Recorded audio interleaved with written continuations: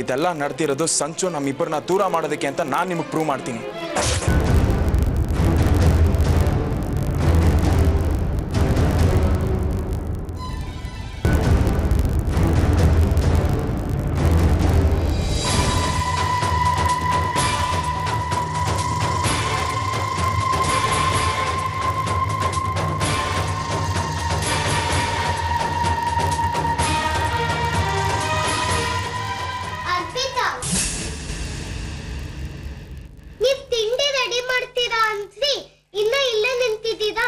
ಮಾಡ್ಕೊಂಡು ಬರ್ತೀನಿ ಪುಟ್ಟ.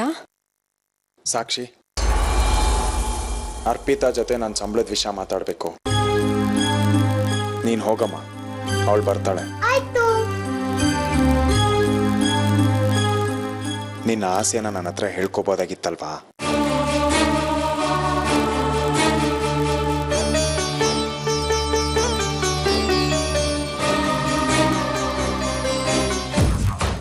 ನನ್ನ ಮೇಲೆ ಬಿದ್ದಾಗ ಮಾಡಿ, ಪ್ಲ್ಯಾನ್ ಮಾಡಿ, ಫೋಟೋ ತೆಗೆಸಿ, ಹೀಗೇನು ಗೊತ್ತಿಲ್ದಿರೋಳ ಥರ ನಿಂತಿದ್ಯಾ? ಈಗ ಇದ್ರ ಬಗ್ಗೆ ಏನೋ ಮಾತಾಡೋದು ಬೇಡ. ನಾಳೆ ಸಾಕ್ಷಿನ ಸ್ಕೂಲಿಗೆ ಬಿಟ್ಟಾದ್ಮೇಲೆ ಪಾರ್ಕ್ ಹತ್ರ ಬಾ.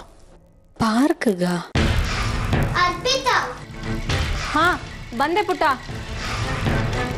ನಿಮ್ಮ ಮಗಳು ಕರೀತಿದ್ದಾಳೆ, ನಾಳೆ ಸಿಗ್ತೀನಿ.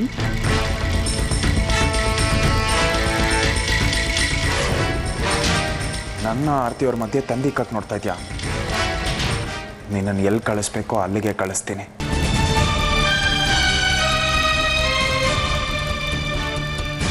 ಹಲೋ ಆರ್ತಿಯವರೇ, 100% ಇದು ಅರ್ಪಿತಾದ ಕೆಲಸ. ಸುಮ್ಮನೆ ಟೆಸ್ಟ್ ಮಾಡೋಣ ಅಂತ ಸ್ವಲ್ಪ ನಗ್ತಾ ಮಾತಾಡಿದೆ. ನನ್ನ ಹತ್ರನೇ ಅಲ್ಲೇ ಹೊಡ್ಕೊಂಡು ನಿಂತ್ಕೊಂಡ್ಲು. ಒಂದು ಕೆಲಸ ಮಾಡಿ, ನಾಳೆ ನೀವು ದೇವಸ್ಥಾನ ಹತ್ರ ಬನ್ನಿ, ಅಲ್ಲೇ ಎಲ್ಲ ವಿಷಯನೂ ಮಾತಾಡೋಣ.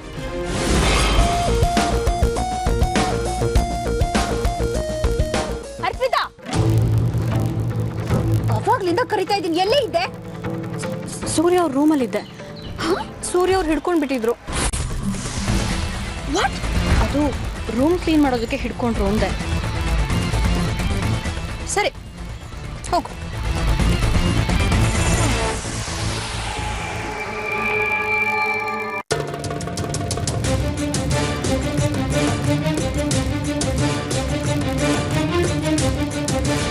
ಬಾಬಾ, ಯಾಕೆ ತುಂಬಾ ಟೆನ್ಷನ್ ಮಾಡ್ಕೊಂಡಿದ್ದೀರಾ? ಏನಿಲ್ಲ ರಾಕಿ. ತಲೆ ಏನಾದ್ರೂ ನೋಡ್ತಾ ಇದೆಯಾ? ಅರಿತಿದ್ರೆ ಹೇಳಿ. ಅರ್ಪಿತಾ ತುಂಬಾ ಚೆನ್ನಾಗಿ ಮಸಾಜ್ ಮಾಡ್ತಾಳೆ, ಅವಳಿಗೆ ಹೇಳ. ತಲೆನೋ ಏನಿಲ್ಲ. ಮತ್ತೆ ಯಾಕೆ ಯೋಚನೆ ಮಾಡ್ತಾ ಇದ್ದೀರಾ?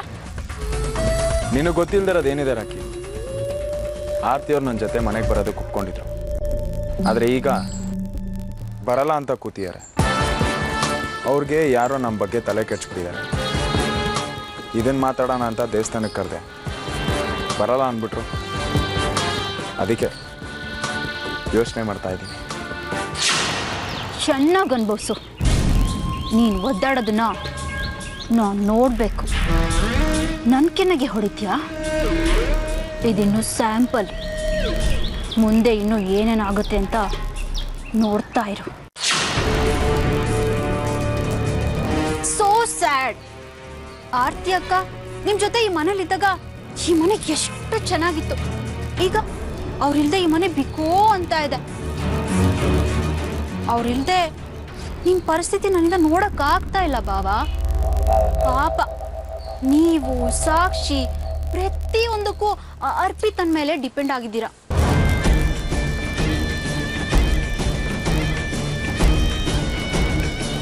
ಬೇಡ ಬಿಡ್ರಾಕಿ. ಆರ್ತಿಯವ್ರು ಬರ್ದಿದ್ರೆ ನಾನು ಸಂತೋಷವಾಗಿರೋಕ್ಕಾಗಲ್ವಾ? ಅವರಿಲ್ಲ ಅಂದರೆ ಇನ್ಯಾರೋ. ಏನ್ ಬಾಬಾ ನೀವ್ ಹೀಗೆ ಮಾತಾಡ್ತಾ ಇದ್ದೀರಾ? ಏನೋ ಒಂದಾಗ್ಲಿ ಬಿಡ್ರಾಕಿ. ಆರ್ತಿಯವರು ಇಲ್ಲಿಗೆ ಬರ್ದಿದ್ರೆ ಜಗತ್ತೇನು ಮುಳುಗೋಗಲ್ಲ.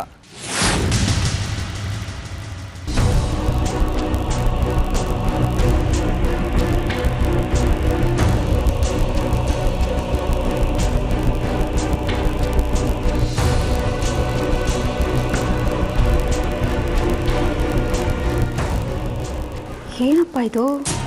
ಇವತ್ತೇನು ಸೂರ್ಯ ಪಶ್ಚಿಮದಲ್ಲಿ ಹುಟ್ಬಿಟ್ನಾ? ಆರ್ತಿ ಆರ್ತಿ ಅಂತಿದ್ದ ಈ ಸೂರ್ಯ ಅವಳು ಬರ್ತಾ ಇದ್ರೆ ಬೇಡ ಅಂತಿದ್ದಾನೆ. ಆರ್ತಿ, ಎಲ್ಲೋ ಹೊರಗೆ ಹೊರಟಾಗಿದೆ. ಅಮ್ಮ ದೇವಸ್ಥಾನಕ್ಕೆ ಹೋಗಿ ಬರೋಣ ಅಂತ. ಏನು ಇದ್ದಕ್ಕಿದ್ದ ಹಾಗೆ ದೇವಸ್ಥಾನಕ್ಕೆ ಹೇಳಿದ್ರೆ ನಾನು ಬರ್ತಿರ್ಲಿಲ್ವಾ? ಒಂದು 5 ನಿಮಿಷ ಇರು, ನಾನು ರೆಡಿಯಾಗಿ ಬಂದ್ಬಿಡ್ತೀನಿ. ಹಾಂ ಅಮ್ಮ ನೀವು ಬರ್ತೀರಾ? ಯಾಕೆ ಸೀನಿಯರ್ ಸಿಟಿಸನ್ಸು ದೇವಸ್ಥಾನಕ್ಕೆ ಬರಬಾರ್ದು ಅಂತ ಏನಾದರೂ ರೂಲ್ಸ್ ಮಾಡಿದಾರಾ? ಅಯ್ಯೋ ಹಾಗಲ್ಲಮ್ಮ, ನೋಡಿ ಹೊರಗಡೆ ತುಂಬಾ ಬಿಸಿಲಿದೆ, ನೀವು ಬಿಸಿಲಲ್ಲೆಲ್ಲೂ ಓಡಾಡ್ಬಿಡಿ, ನಾನು ಹೋಗ್ಬಿಟ್ಟು ಬರ್ತೀನಿ ಆಯ್ತಾ? ಡಾಕ್ಟ್ರು ನೀವು ಬಿಸಿಲಲ್ಲೇ ಓಡಾಡಬೇಕು ಅಂತ ಹೇಳಿದಾರ ಕಣೆ. ಸೂರ್ಯ ನನ್ನ ಹತ್ರ ಮಾತಾಡಬೇಕು ಬನ್ನಿ ಅಂತ ಕರೆದಿದ್ದಾರೆ, ಅದಕ್ಕೆ ಹೋಗ್ತಾ ಇದ್ದೀನಿ. ನನಗೆ ಗೊತ್ತಿತ್ತು ಕಣೆ ನೀನು ಆ ಸೂರ್ಯನ ಮೀಟ್ ಮಾಡಕ್ಕೆ ಹೋಗ್ತಿದ್ಯಾ ಅಂತ. ಅದು ನಿನ್ನ ಬಾಯಲ್ಲೇ ಬರಲಿ ಅಂತ ನಾನು ಸುಮ್ಮನೆ ನಿನ್ನ ಜೊತೆ ಬರ್ತೀನಿ ಅಂತ ಹೇಳಿದೆ. ಇಷ್ಟೆಲ್ಲ ಆದ್ಮೇಲೂ ಆ ಮರ್ಯಾದೆಗೆಟ್ಟು ಮನುಷ್ಯನ ಭೇಟಿ ಮಾಡಕ್ಕೆ ಹೋಗ್ತಾ ಇದೆಯಾ ನೀನು? ಅವ್ರಂತವ್ರಲ್ಲ ಅಂತ ನನ್ನ ಮನ್ಸು ಹೇಳ್ತಾ ಇದೆ ಅಮ್ಮ. ಸೂರ್ಯ ಅವ್ರನ್ನ ಸಿಕ್ಕಾಕ್ಸಿ ನಮ್ಮಿಬ್ರನ್ನ ದೂರ ಮಾಡಬೇಕು ಅಂತ ಈ ರೀತಿ ಸಂಚು ಮಾಡ್ತಿದ್ದಾರೆ ಅಂತ ನನಗೆ ಅನಿಸ್ತಾ ಇದೆ. ಇಂಥ ಟೈಮ್ನಲ್ಲಿ ಹೆಂಡತಿಯಾಗಿ ನಾನು ಅವ್ರು ಸಪೋರ್ಟ್ ಮಾಡಬೇಕು, ಅದಕ್ಕೆ ಅವ್ರು ಕರೆದಿದ್ದಾರೆ, ನಾನು ಹೋಗ್ತಾ ಇದ್ದೀನಿ. ನಿನಗೆ ಎಷ್ಟು ಹೇಳಿದ್ರು ಅಷ್ಟೇ ಕಣೆ. ಅವನ ರಾಸಲೀಲೆ ಫೋಟೋಗಳನ್ನ ಕಣ್ಣಾರೆ ನೋಡಿದ್ಮೇಲೂ ಅವನು ಕರೆದ ಅಂದ ತಕ್ಷಣ ಹೋಗ್ತಿದ್ಯಲ್ಲ ನೀನು. ಆ ದೇವ್ರೇ ನಿನಗೆ ಬುದ್ಧಿ ಕೊಡ್ಬೇಕು ಕಣೆ. ಸೂರ್ಯ ಅವ್ರನ್ನ ಭೇಟಿಯಾಗುವಂತ ಆ ದೇವ್ರ ನನಗೆ ಬುದ್ಧಿ ಕೊಟ್ಟಿದ್ದಾನೆ. ಕೇಳಿದ್ದು ನೋಡಿದ್ದು ಎಲ್ಲ ಸುಳ್ಳಾಗ್ಬೋದು, ನಿಧಾನವಾಗಿ ಯೋಚನೆ ಮಾಡಿ ನೋಡಿದಾಗ ಮಾತ್ರ ಫೋಟೋ ಹಿಂದೆ ಇರೋ ಸತ್ಯ ಗೊತ್ತಾಗೋದು. ನಿನಗೆ ಹೇಗೆ ಅರ್ಥ ಮಾಡಿಸ್ಲಿ ನಾನು? ಅದ್ಯಾವುದೋ ಫಂಕ್ಷನ್ ಇನ್ ಫೋಟೋ ಅಲ್ಲ, ಬೇರೆ ಬೇರೆ ಪೋಸ್ ಕೊಟ್ಟು ತೆಗ್ದಿರೋ ಫೋಟೋಗಳು. ನಿನಗೆ ಅಷ್ಟು ಅರ್ಥ ಆಗಲ್ವೇನೆ? ಗೊತ್ತಿದೆ ಅಮ್ಮ, ಆದ್ರೆ ಫೋಟೋ ನೋಡಿದ್ರೆ ಅರ್ಪಿತಾಗ ಮಾತ್ರ ಸೂರ್ಯ ಮೇಲೆ ಅಫೆಕ್ಷನ್ ಇಂದ ನೋಡ್ತಾ ಇದ್ದಾಳೆ, ಆದ್ರೆ ಸೂರ್ಯ ಅವರು ಸೀರಿಯಸ್ ಆಗಿದ್ದಾರೆ ಅಂತ ಗೊತ್ತಾಗ್ತಿದೆ. ಇದ್ರ ಹಿಂದೆ ಯಾರು ಕೈವಾಡದೆ ಅಂತ ಕಂಡು ಹಿಡಿತೀನಿ. ಹಾಗೆಲ್ಲ ಅಮ್ಮ ಪ್ಲೀಸ್ ದಯವಿಟ್ಟು ನನಗೊಂದು ಅವಕಾಶ ಮಾಡ್ಕೊಡಿ. ಈ ಫೋಟೋ ಹಿಂದೆ ಯಾರು ಕೈವಾಡದೆ ಅಂತ ತಿಳ್ಕೊಳ್ಬೇಕು. ಅದಕ್ಕೆ ಸೂರ್ಯ ಅವ್ರು ನನ್ನ ಬನ್ನಿ ಅಂತ ಕರೆದಿದ್ದಾರೆ. ಅವ್ರು ಕರೆದಾಗ್ಲೂ ನಾನು ಹೋಗದೆ ಇದ್ರೆ ನಿಜ ಏನು ಅಂತ ನಮ್ಗೆ ಹೇಗಮ್ಮ ಗೊತ್ತಾಗುತ್ತೆ? ಆಯ್ತಮ್ಮ, ಏನೇ ಆದ್ರೂ ನಿನ್ ಗಂಡನ ನೀನ್ ಬಿಟ್ಕೊಡಲ್ಲ ಅನ್ನೋ ಸತ್ಯ ನನಗೆ ಗೊತ್ತಿದ್ದು ನಿನ್ನ ತಡೆಯೋ ವ್ಯರ್ಥ ಪ್ರಯತ್ನ ಮಾಡ್ತೀನಿ ನೋಡು. ನಾನೆಂತ ದಡ್ಡಿ? ಹೋಗು, ಆ ದೇವ್ರು ನಿನ್ನ ಹಣೆಯಲ್ಲಿ ಅದೇನು ಬರ್ದಿದ್ದಾನೋ ಹಾಗೆ ಆಗುತ್ತೆ. ಥ್ಯಾಂಕ್ಸ್ ಅಮ್ಮ.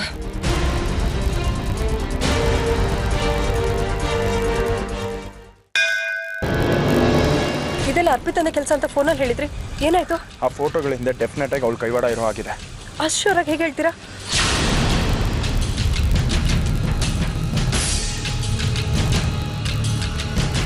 ನಾಳೆ ಸಾಕ್ಷಿನ ಸ್ಕೂಲಿಗೆ ಬಿಟ್ಟಾದ್ಮೇಲೆ ಪಾರ್ಕ್ ಹತ್ರ ಬಾ, ಅಲ್ಲೇ ಮಾತಾಡೋಣ. ನಾಳೆ ಸಿಗ್ತೀನಿ. ಪಾರ್ಕಿಗೆ ಬಾ ಅಂದಿದ ತಕ್ಷಣ ರೆಡಿ ಆಗಿಬಿಟ್ಲು, ಅದಕ್ಕೆ ನನಗೆ ಅವಳ ಮೇಲೆ ಡೌಟ್ ಇರೋದು. ಅವಳ ಮೇಲೆ ನನಗೆ ಮುಂಚೆಯಿಂದನೇ ಡೌಟ್ ಇದೆ, ನಾನು ನಿಮಗೆ ಹೇಳ್ತಾನೆ ಇದ್ದೆ. ಆದರೆ ನೀವು ಅವಳು ತುಂಬ ಇನ್ನೋಸೆಂಟ್, ಅವಳಿಗೆ ಏನು ಗೊತ್ತಾಗಲ್ಲ ಅಂತ ಹೇಳ್ತಾ ಇದ್ದೆ. ಈಗ ಗೊತ್ತಾಯ್ತಾ? ಇನ್ನೋಸೆಂಟು ನೀವು, ಅವಳಲ್ಲ. ಇಲ್ಲ ಆರ್ತಿಯವರೇ, ಈಗಲೂ ಪೂರ್ತಿ ಕೆಲಸ ಅವಳು ಒಬ್ಬಳೇ ಮಾಡ್ತಾಳೆ ಅಂತ ನನಗೆ ಅನ್ನಿಸ್ತಿಲ್ಲ. ಇಷ್ಟಾದ್ಮೇಲೆ ಅವಳ ಕ್ಯಾರೆಕ್ಟರ್ ಬಗ್ಗೆ ಸರ್ಟಿಫಿಕೇಟ್ ಕೊಡ್ತಾ ಇದ್ದೀರಾ ನೀವು? ನನ್ನ ಮೇಲಿರೋ ನಂಬಿಕೆಗಿಂತ ಅವಳ ಮೇಲೆ ನಂಬಿಕೆ ಜಾಸ್ತಿ ಇರೋ ಹಾಗಿದೆ. ಅವಳ ಜೊತೆ ಫೋಟೋ ತೆಗೆಸ್ಕೊಂಡು ಕೂತೀರಿ. ಆರ್ತಿಯವರೇ ಪ್ಲೀಸ್, ನಾನು ಹೇಳೋ ಮಾತನ್ನ ಸ್ವಲ್ಪ ತಾಳ್ಮೆಯಿಂದ ಕೇಳಿಸ್ಕೋತೀರಾ? ಅದೇನು ಹೇಳಿ? ಅರ್ಪಿತಾಗೆ ನನ್ನ ಮೇಲೆ ಆಸೆ ಇರ್ಬೋದು, ಆದರೆ ನನ್ನ ಜೊತೆ ತಪ್ಕೊಂಡು ನನ್ನ ಜೊತೆ ಫೋಟೋ ತೆಗೆಸ್ಕೊಳ್ಳೋಷ್ಟು ಧೈರ್ಯ ಅವಳಿಗಿಲ್ಲ. ನೋಡಿ, ಅವಳು ನನ್ನನ್ನು ತಪ್ಕೊಂಡಾಗ ನಮಗೆ ಗೊತ್ತಿಲ್ಲದಿರೋ ಹಾಗೆ ಇದು ಯಾರೋ ಬೇರೆಯವ್ರ ಫೋಟೋ ತೆಗ್ದಿರೋದು. ಅಂದರೆ ಅವಳ ಹಿಂದೆ ಡೆಫಿನೆಟ್ ಆಗಿ ಬೇರೆ ಯಾರೋ ಇದ್ದಾರೆ. ನನ್ನ ಹತ್ರ ದುಡ್ಡು ಇಸ್ಕೊಳ್ಳೋದಕ್ಕೆ ಇದನ್ನೆಲ್ಲ ಮಾಡ್ತೀರಾ ಅಂತ ನನಗೆ ಅನ್ನಿಸ್ತಿದೆ ಆರ್ತಿಯವರೇ. ನೀವು ಅರ್ಪಿತಂಗಿಂತ ಜಾಸ್ತಿ ಇನ್ನೋಸೆಂಟ್ ಅಂತ ಪ್ರೂವ್ ಮಾಡ್ತಾ ಇದ್ದೀರಾ. ಅಲ್ಲ ರೀ, ನಿಮ್ಮ ಮತ್ತೆ ಅರ್ಪಿತ ಫೋಟೋ ತೆಗೆದು ನಿಮಗೆ ಬ್ಲ್ಯಾಕ್ ಮೇಲ್ ಮಾಡಬೇಕು ಅನ್ನೋ ಉದ್ದೇಶ ಅವ್ರಿಗೆ ಇದ್ದಿದ್ರೆ ನಿಮ್ಮನೆ ಫೋಟೋ ಕಳಿಸ್ತಾ ಇದ್ರು. ನಿಮ್ಮ ಹೆಂಡತಿ ಮನೆಗೆ ಯಾಕೆ ಕಳಿಸಿದ್ರು? ನೀವು ಇನ್ನೊಬ್ಬ ಹುಡುಗಿನ ತಪ್ಕೊಂಡಿರೋ ಫೋಟೋನ ನಿಮ್ಮ ಹೆಂಡತಿ ಮನೆಗೆ ಕಳಿಸಿದ್ದಾರೆ ಅಂದ್ರೆ ಅದ್ರ ಉದ್ದೇಶ ನೀವು ನಾನು ದೂರ ಆಗ್ಬೇಕು ಅನ್ನೋದು. ನಾವಿಬ್ರು ಜೊತೆಗಿರ್ಬಾರ್ದು ಅಂತ ಅನ್ಕೊಳ್ಳೋ ವ್ಯಕ್ತಿಗಳು ಯಾರು ಅಂತ ನಾವು ಪತ್ತೆ ಮಾಡಬೇಕು. ಅದಕ್ಕೆ ಆರ್ತಿಯವರೇ ನಾನೊಂದು ಪ್ಲಾನ್ ಮಾಡಿದ್ದೀನಿ. ಅರ್ಪಿತಾನ ಪಾರ್ಕಿಗೆ ಬಾ ಅಂತ ಕರೆದೀನಿ. ಅವಳು ಬಂದೇ ಬರ್ತಾಳೆ. ಪಾರ್ಕಿಗೆ ಬರ್ತಾಳೆ? ಆಮೇಲೆ ಅವಳು ಬಂದಾಗ ನಾನು ಅವಳ ಜೊತೆ ಲವ್ ಮಾಡ್ತಾ ಇದ್ದೀನಿ ಅನ್ನೋ ಥರ ಆ್ಯಕ್ಟ್ ಮಾಡ್ತೀನಿ. Wow, super idea. ನೀವು ಅವಳನ್ನ ಲವ್ ಮಾಡೋ ಥರ ಆ್ಯಕ್ಟ್ ಮಾಡ್ತಾ ಇರಿ, ಅವಳು ನಿಮ್ಮನ್ನ ಮತ್ತೆ ಮತ್ತೆ ಬಂದು ತಪ್ಕೋತಾ ಇರ್ತಾಳೆ. ನೀವಿಬ್ರು ಹೀಗೆ ಕಣ್ಣ ಮುಚ್ಚಲ ಆಡ್ತೀರಿ. ಬಾಯ್. ಆರ್ತಿಯವರೇ ಪ್ಲೀಸ್, ಈ ಎಲ್ಲ ವಿಷಯಕ್ಕೂ ನೀವು ಈ ಥರ ರಿಯಾಕ್ಟ್ ಮಾಡ್ತಿದ್ರೆ ನಾನು ಫೋಟೋ ಹಿಡ್ದಿರೋರನ್ನ ಹೇಗೆ ಕಂಡುಹಿಡಿಯೋದು ಹೇಳಿ? ಹೇಗೆ ಕಂಡುಹಿಡಿಯೋದಾ? ನೀವೇ ಸ್ಟೋರಿ ಸ್ಕ್ರೀನ್ ಪ್ಲೇ ಎಲ್ಲ ರೆಡಿ ಮಾಡಿದಿರಲ್ಲ, ಇನ್ನೇನು ಆಕ್ಟ್ ಮಾಡೋದಷ್ಟೇ ಬಾಕಿ. ನಿಮ್ ಹೀರೋಯಿನ್ಗೆ ಏನು ಆಕ್ಟ್ ಮಾಡೋದೇನು ಹೇಳ್ಕೊಡೋದು ಬೇಡ, ತುಂಬಾ ಚೆನ್ನಾಗಿ ಆಕ್ಟ್ ಮಾಡ್ತಾಳೆ. ನೀವಿಬ್ರು ತಪ್ಕೊಂಡು ಆಕ್ಟ್ ಮಾಡ್ತೀರಿ, ನಾನು ಬಾನ್ಕಲ್ಲಿ ನಿಂತ್ಕೊಂಡು ವಿಷಲ್ ಹೊಡಿತೀನಿ. ನನ್ನ ಕೈಲಿ ಇವೆಲ್ಲ ಆಗಲ್ಲ, ನೀವೇನಾದ್ರೂ ಮಾಡ್ಕೊಳ್ಳಿ. ಪ್ಲೀಸ್ ಆರ್ತಿ ಅವರೇ. ಇನ್ನೇನು ಹೇಳಕ್ ಉಳ್ದಿದೆ? ನೋಡಿ, ನನ್ನ ಮಕ್ಕಳ ಆಣೆಗೂ ನಿಮ್ಮನ್ನ ಮದುವೆ ಆದ್ಮೇಲೆ ನನ್ನ ಜೀವನದಲ್ಲಿ ನನ್ನ ಮನಸ್ಸಲ್ಲಿ ಬೇರೆಯವ್ರ ಬಗ್ಗೆ ಒಂದು ಕೆಟ್ಟ ಭಾವನೆನೂ ಬಂದಿಲ್ಲ. ನೋಡಿ, ನನ್ನ ಕೊನೆಯವರೆಗೂ ಆರ್ತಿಯವರೊಬ್ಬರೇನೆ, ಇನ್ಯಾರೂ ಇಲ್ಲ. ನನ್ನ ನಂಬಿ.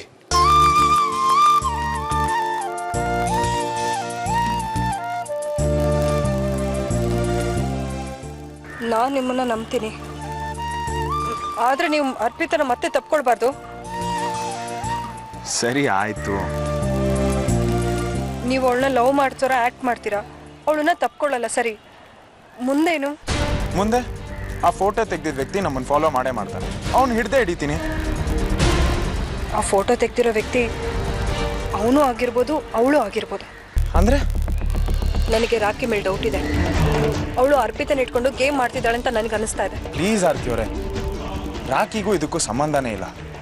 ಅವರಿಬ್ರಿಗೂ ಮಧ್ಯೆ ಕನೆಕ್ಷನ್ ಇದೆ ಅಂದರೆ ನಾನು ನಂಬೋದಕ್ಕೆ ಆಗಲ್ಲ. ಸರಿ, ನೀವು ಹೇಳ್ತಿರೋದು ನಿಜ ಆಗಿರ್ಬೋದು. ನಾನೀಗ ಪಾರ್ಕ್ಗೆ ಹೋಗಿ ಅರ್ಪಿತ ಹತ್ರ ಬಾಯಿ ಬಿಡ್ಸೋದಕ್ಕೆ ಟ್ರೈ ಮಾಡ್ತೀನಿ. ಅಲ್ಲಿ ತನಕ ನೀವು ಇಲ್ಲೇ ಇರಿ. ಸರಿ, ಅರ್ಪಿತನ ಹತ್ರ ಹುಷಾರಾಗಿರಿ.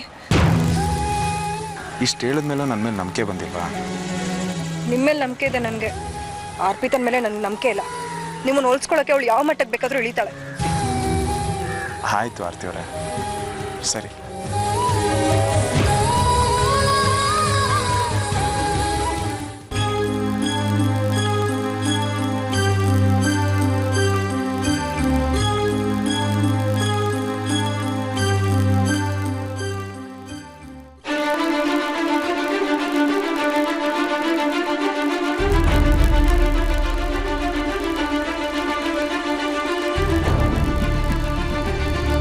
ಕೂತ್ಕೋ.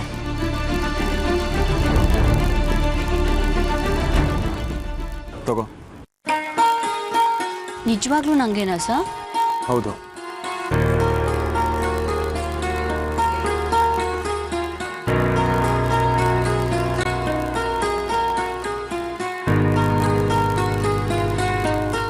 ಸರ್, ಏನೋ ಮಾತಾಡಬೇಕು ಅಂದ್ರಿ, ಈಗ ನೋಡಿದ್ರೆ ಆ ಕಡೆ ನೋಡ್ತಿದ್ದೀರಾ? ಏನಿಲ್ಲ, ನಮ್ಮನ್ನು ನೋಡಿದವ್ರು ಯಾರಾದರೂ ತಪ್ಪು ತಿಳ್ಕೊಬೋದಲ್ವಾ, ಅದಕ್ಕೆ. ಯಾರು ತಪ್ಪು ತಿಳ್ಕೊತಾರೆ ಸರ್? ನಾವು ದಿನ ಸ್ಕೂಲ್ಗೆ ಮಕ್ಳನ್ನ ಕರ್ಕೊಂಡು ಹೋಗೋದು ಇದೇ ರೋಡಲ್ಲೇ ತಾನೇ.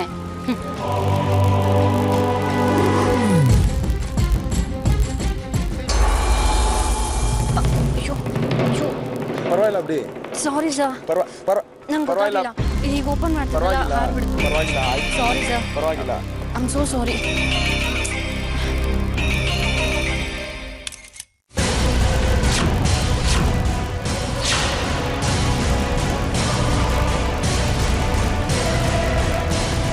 ಸರ್, ಏನಾಯ್ತು ಸರ್?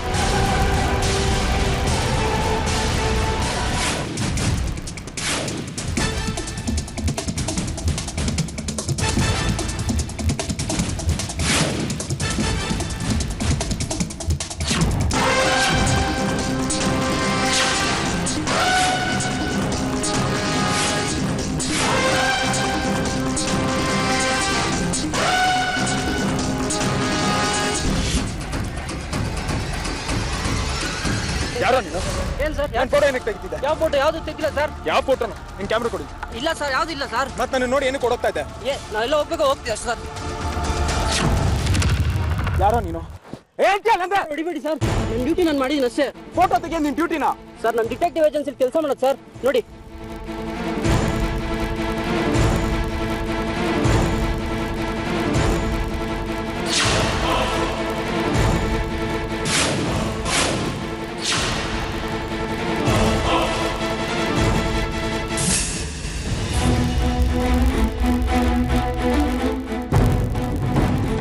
ಫೋಟೋ ತೆಗ್ದಿದ್ದು ಯಾರು ಅಂತ ಗೊತ್ತಾಯ್ತಾ? ಎಕ್ಸಾಕ್ಟ್ ಆಗಿ ಯಾರು ಅಂತ ಗೊತ್ತಾಗಿಲ್ಲ, ಆದ್ರೆ ಅವ್ನು ಫಾಲೋ ಮಾಡ್ಕೊಂಡು ಸಿಕ್ಕಾಕೊಂಡ ನನ್ನ ಹತ್ರ. ಯಾರು?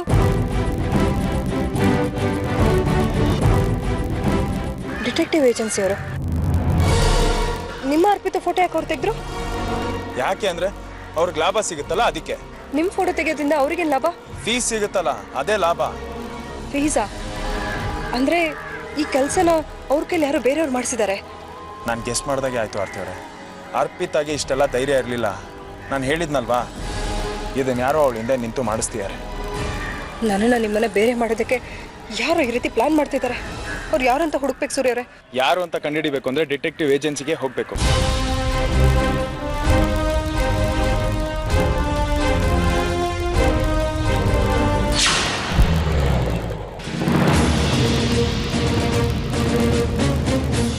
ಹಲೋ ಸರ್, ನಾನು ಸೂರ್ಯ. ಹೇಳಿ mister Surya, what can I do for you? ನಾವು ಎಲ್ಲ ಥರದ ಡಿಟೆಕ್ಟಿವ್ ಅಸೈನ್ಮೆಂಟ್ ತಗೋತೀವಿ. ಹೆಂಡತಿಗೆ ಮೋಸ ಮಾಡೋ ಗಂಡನ ಬಗ್ಗೆ, ಗಂಡನಿಗೆ ಮೋಸ ಮಾಡೋ ಹೆಂಡತಿ ಬಗ್ಗೆ, ಮದುವೆ ಆಗೋ ಹುಡುಗನ ಹಿಸ್ಟ್ರಿ ಬಗ್ಗೆ, ಮದುವೆ ಆಗೋ ಹುಡುಗಿ ಮಿಸ್ಟ್ರಿ ಬಗ್ಗೆ. ಹೇಳಿ, ನಿಮಗೆ ಯಾವುದ್ರ ಬಗ್ಗೆ ಡೀಟೇಲ್ಸ್? ಫಸ್ಟ್ ಈ ಫೋಟೋ ಡೀಟೇಲ್ಸ್ ಕೊಡಿ, ಅಷ್ಟು ಸಾಕು.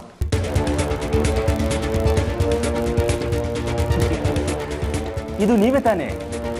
ನಿಮ್ಮ ಜೊತೆಲಿ ಯಾರು ಅಂತ ಕಂಡುಹಿಡ್ಬೇಕಾ? ಅಂದರೆ ಇವರು ಯಾರು ಅಂತ ಗೊತ್ತಿಲ್ಲದೆ ತಪ್ಕೊಂಡ್ಬಿಟ್ರಾ? ಸರ್, ನಿಮ್ಮ ಕಡೆಯವರೇ ಫೋಟೋ ತೆಗ್ದಿರೋದು ನೋಡಿ, ವಿಸಿಟಿಂಗ್ ಕಾರ್ಡು. ಅವ್ರು ಯಾಕೆ ನನ್ನ ಫೋಟೋ ತೆಗೆದ್ರು? ಅವ್ರಿಗೆ ಪರ್ಮಿಷನ್ ಕೊಟ್ಟಿದ್ದು ಯಾರು? ನೋಡಿ, ನಮ್ಮ ಕ್ಲೈಂಟ್ ಬಗ್ಗೆ ಹಾಗೆಲ್ಲ ಹೇಳೋಕ್ಕಾಗಲ್ಲ, ಅದು ಕಾನ್ಫಿಡೆನ್ಷಿಯಲ್ಲು. ಏನು ಸರ್ ಕಾನ್ಫಿಡೆನ್ಷಿಯಲ್ಲು?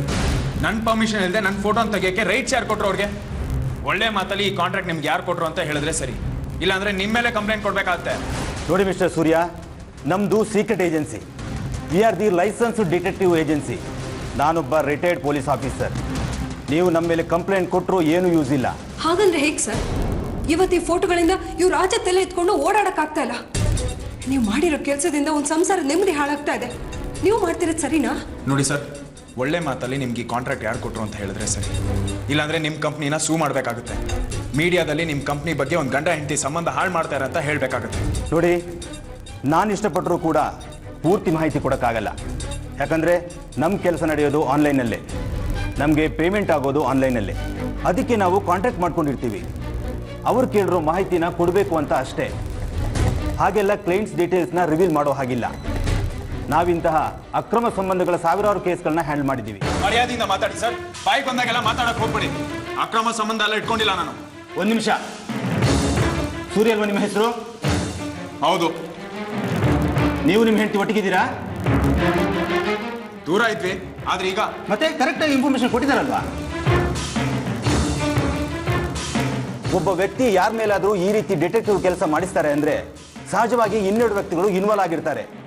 ಒಬ್ಬರು ತಮ್ಮ ಗಂಡನ ಮೇಲೆ ಸಂಶಯ ಇದ್ದ ಹೆಂಡತಿ. ಆ ಹೆಂಡತಿನೇ ನಿಮ್ಮ ಮೇಲೆ ನಮ್ಗೆ ಯಾಕೆ ಅಸೈನ್ಮೆಂಟ್ ಕೊಟ್ಟಿರಬಾರ್ದು? ಸರ್, ನನ್ನ ಹೆಂಡತಿ ಈ ಪತ್ತೇದಾರಿ ಕೆಲಸ ಮಾಡೋದಕ್ಕೆ ಸಾಧ್ಯನೇ ಇಲ್ಲ. ಇವರೇ ನನ್ನ ಹೆಂಡತಿ. ನಾನು ಈ ರೀತಿ ಕೆಲಸ ಎಲ್ಲ ಮಾಡಲ್ಲ ಸರ್. ಹಾಗಾದರೆ ಇನ್ನೊಬ್ಬ ಸಸ್ಪೆಕ್ಟ್ ಇರೋ ವ್ಯಕ್ತಿ ಅಂದರೆ ನಿಮ್ಮ ವೆಲ್ವಿಷರ್ ಇರ್ಬೋದು. ನೀವು ದೂರ ಇರೋದನ್ನು ನೋಡಿ ನಿಮ್ಮನ್ನು ಒಂದು ಮಾಡೋಕ್ಕೆ ಈ ರೀತಿ ಮಾಡಿರ್ಬೋದು. ಪ್ಲೀಸ್ ಸರ್, ಈ ಡಿಟೆಕ್ಟಿವ್ ಕೆಲಸದಿಂದ ನಮ್ಮ ಸಂಸಾರ ಹಾಳಾಗೋಗ್ತದೆ. ಇದನ್ನು ಯಾವ ವೆಲ್ವಿಷರು ಮಾಡೋದಕ್ಕೆ ಸಾಧ್ಯ ಅಲ್ಲ. ದಯವಿಟ್ಟು ಈ ಕೆಲಸ ನಿಲ್ಲಿಸಿ. ನಾನು ಮಾತು ಹೇಳ ಸರ್, ಹಳೆ ಕಹಿನೆಲ್ಲ ಮರೆತು ಒಂದಾಗಿ ಸಂಸಾರ ಮಾಡಿ, ಆಗ ಈ ಕೇಸು ಕ್ಲೋಸ್ ಆಗಿಬಿಡತ್ತೆ.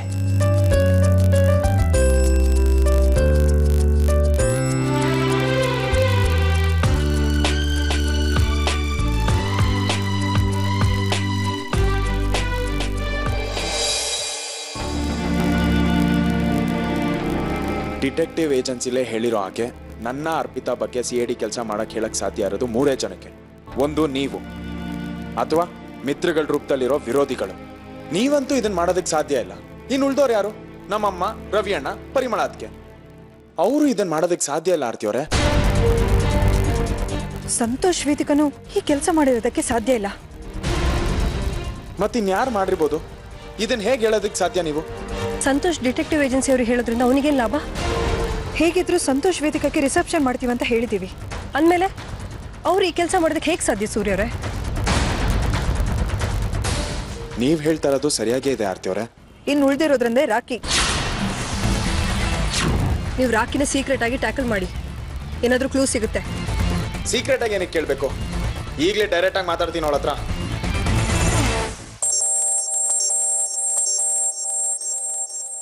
ಇವನಾಕಪ್ಪ ಫೋನ್ ಮಾಡ್ದ?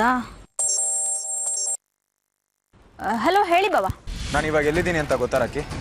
ಎಲ್ಲಿದ್ದೀರಾ? Detective agency.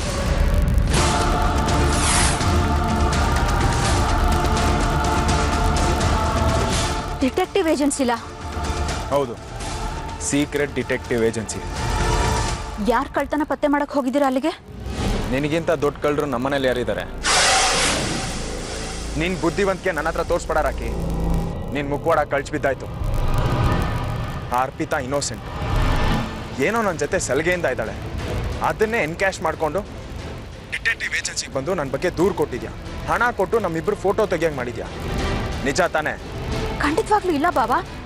ನೀವು ನನ್ನ ಬಗ್ಗೆ ತಪ್ಪು ತಿಳ್ಕೊಂಡಿದ್ದೀರಾ. ನಾನು ಯಾಕೆ ಆ ರೀತಿ ಮಾಡ್ಲಿ? ಅದರಿಂದ ನನಗೇನ್ ಲಾಭ? ನಾಟಕ ಸಾಕು. ನಾನು ಆರ್ತಿಯವರು ಶಾಶ್ವತವಾಗಿ ದೂರ ಆಗ್ಬೇಕು. ಇದೇ ನಿನಗೆ ದೊಡ್ಡ ಲಾಭ. ನೋಡಿ ಬಾಬಾ, ನೀವು ನನ್ನ ಮೇಲೆ ಸುಮ್ಮನೆ ಅಪವಾದ ಮಾಡ್ತಾ ಇದ್ದೀರಾ. ನಾನೇ ಇದನ್ನೆಲ್ಲ ಮಾಡಿದ್ದೀನಿ ಅಂತ ಹೇಳೋದಕ್ಕೆ ನಿಮ್ಮ ಹತ್ರ ಏನಿದೆ ಪ್ರೂಫು? ಸಾಕ್ಷಿ ಪುರಾವೆ ಇಲ್ಲದೆ ನಿನ್ನ ಹತ್ರ ಮಾತಾಡೋಷ್ಟು ಸ್ಟುಪಿಡ್ ಅಲ್ಲ ನಾನು ರಾಕಿ. ಆ ಅರ್ಪಿತಾಗೆ ಹೆದರ್ಸಿ ಬೆದರ್ಸಿ ನೀನು ಮಾತು ಕೇಳೋ ಹಾಗೆ ಮಾಡಿದ್ಯಾ.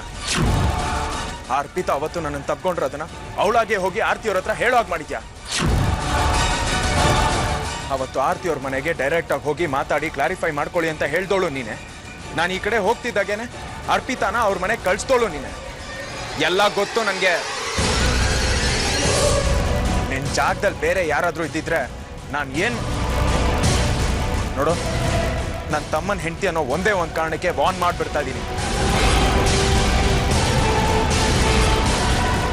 ನೀನು ಎಷ್ಟೇ ಪ್ರಯತ್ನ ಪಟ್ಟರು ನನ್ನ ಆರ್ತಿಯವ್ರನ್ನ ದೂರ ಮಾಡೋದಕ್ಕಾಗಲ್ಲ. Better you get this in your brains.